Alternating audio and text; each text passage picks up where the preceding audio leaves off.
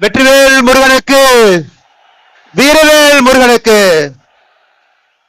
அன்பு சொந்தங்களே, இந்து சொந்தங்களே, நாம் யாரும் கூட நிச்சயமாக பயப்பட தேவையில்லை. காரணம், வருண பகவான் இன்னும் ஒரு 1.5 மணி நேரத்துக்கு நம்மளை சோதிக்க போவது கிடையாது. இது மலை துளிகள் என்று சொல்வதை விட இது கண்ணீர் துளிகள்.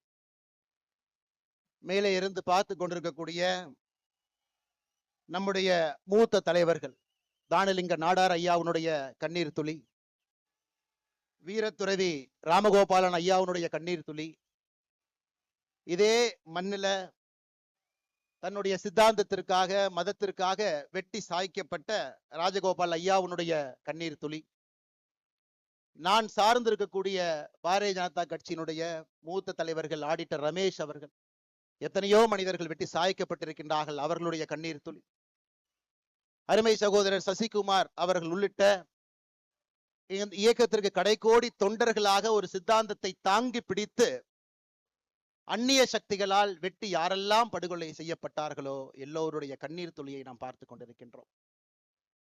இவ்வளவு பெரிய ஒரு கூட்டம், எழுச்சியான ஒரு கூட்டம், ஒரு மதத்தை சார்ந்தவர்கள், வாழ்வியல் முறையை பின்பற்றக்கூடியவர்கள், நம்முடைய நிலத்தினுடைய கடவுள் தமிழ் கடவுள் முருகபெருமானை மையமாக வைத்து மதுரை மாநகரத்தில் சங்கமித்து இந்து முன்னணி அவர்கள் ஏற்பாடு செய்திருக்கக்கூடிய இந்த கூட்டத்திலே நாம் எல்லாம் பங்கேற்றுக் கொண்டிருக்கின்றோம்.